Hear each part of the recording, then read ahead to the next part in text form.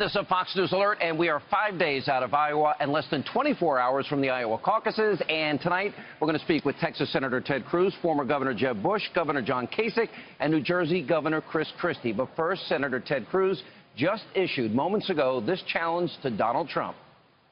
I'm going to propose a venue, Western Iowa Tech, Saturday night in Sioux City. We already have it reserved.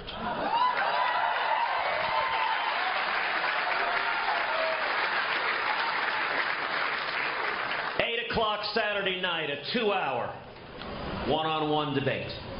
Now, if Gentle Donald cannot handle Megyn Kelly, how about for a moderator instead, Mark Levin?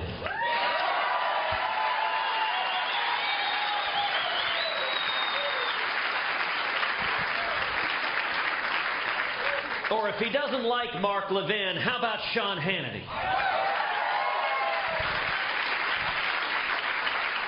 And if he doesn't like Sean Hannity, how about Rush Limbaugh? All right, that's not all. Moments ago, a pro-Cruz super PAC, Keep the Promise, tweeted, quote, Donald Trump, debate Ted Cruz one-on-one in Iowa. Before the caucuses, we will donate $1.5 million to veterans charities. Hashtag Iowa caucus, hashtag great deal. Here with reaction, 2016 Republican presidential candidate, Texas Senator Ted Cruz. This is now taking on a life of its own. Yeah.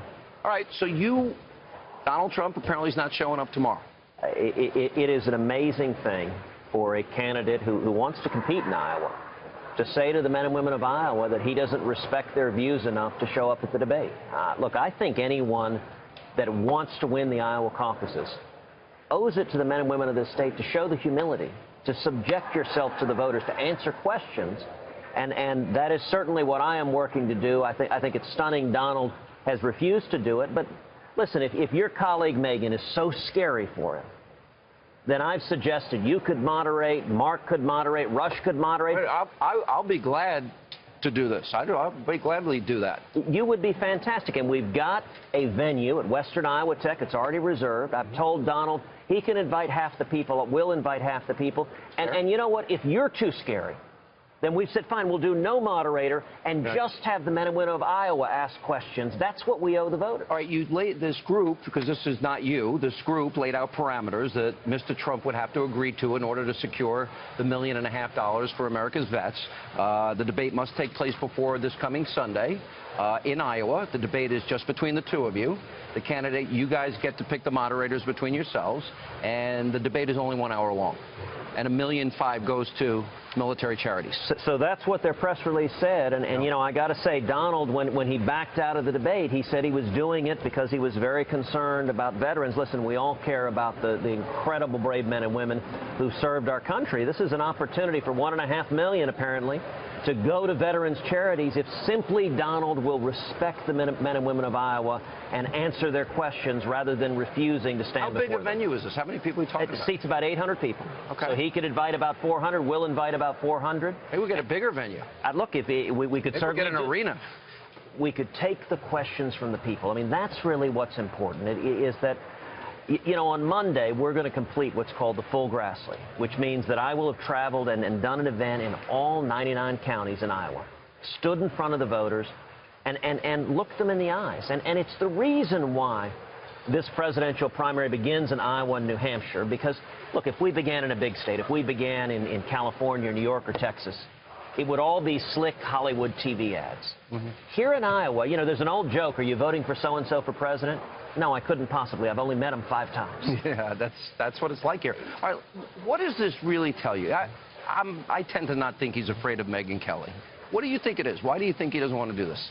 Listen, I don't think he's afraid of Megyn, actually, and I don't think he's afraid of me.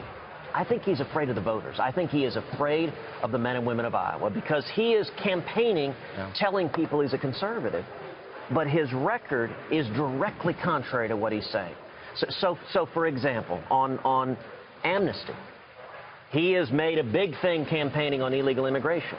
But when I was leading the fight, along with Jeff Sessions and Steve King, against Marco Rubio's amnesty bill, Donald Trump was publicly supporting amnesty. He was tweeting in support of Rubio's amnesty bill. He was criticizing Mitt Romney for being too tough on illegal immigration.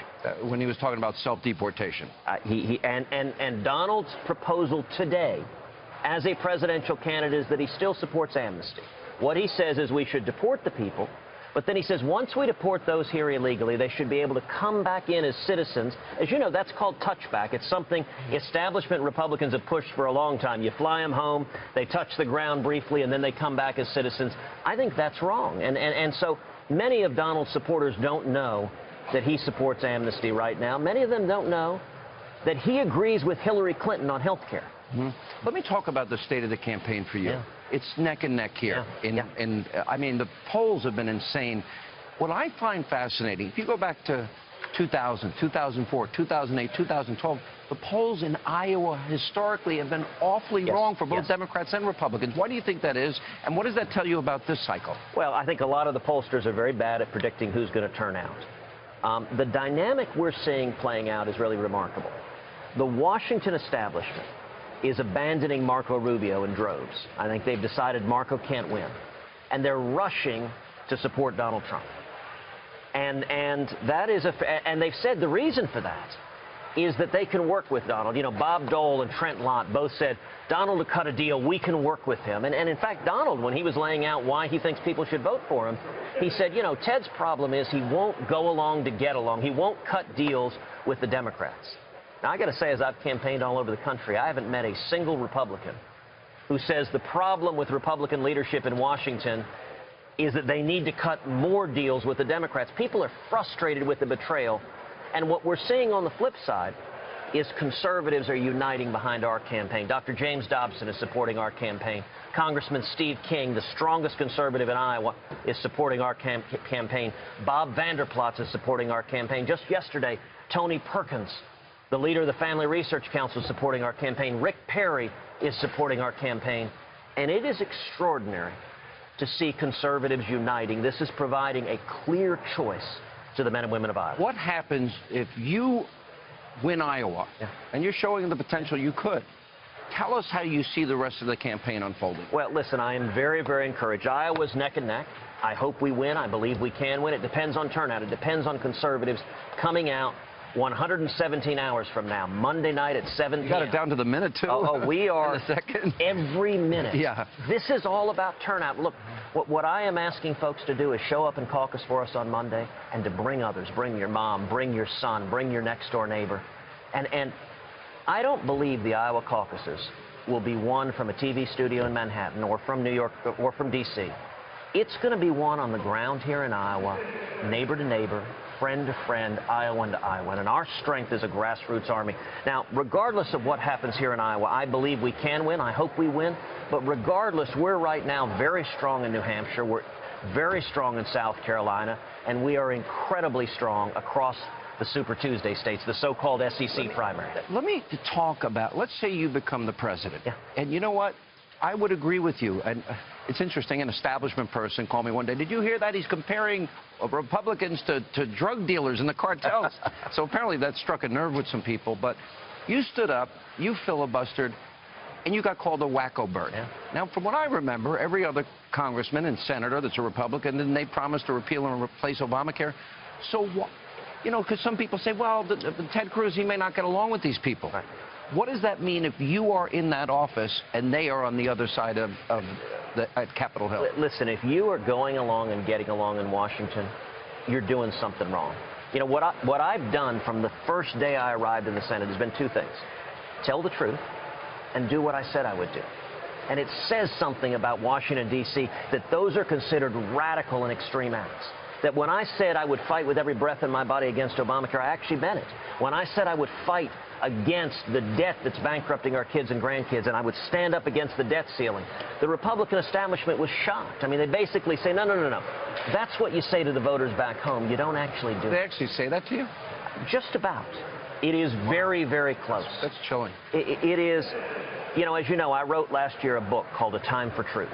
And the very first chapter is entitled Mendacity, and I describe the fight over the debt ceiling. I describe how Republican leadership asked every Republican to consent to lowering the threshold to making it easier for Harry Reid to jack up the debt ceiling. And we were told if you do that, it will happen, and we can vote no, and we can go tell our constituents we oppose the thing we just consented to allow happen. There was a poll, I think it was a Fox poll, 60-some-odd% of Republicans felt betrayed by Washington Republicans. Yes.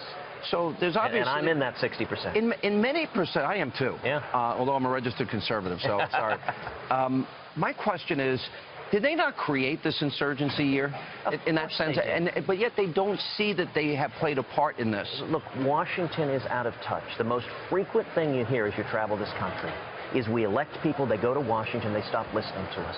They're not listening. They're not doing what we say. You hear this from Republicans, from Democrats, from independents, from libertarians. You know, Sean, almost every day at events across this country, I have people come up to me who say, I'm a Democrat. I voted for Barack Obama, and I'm with you now. What we're saying doesn't make any sense, and I want someone who will tell the truth and will stand up for the Constitution.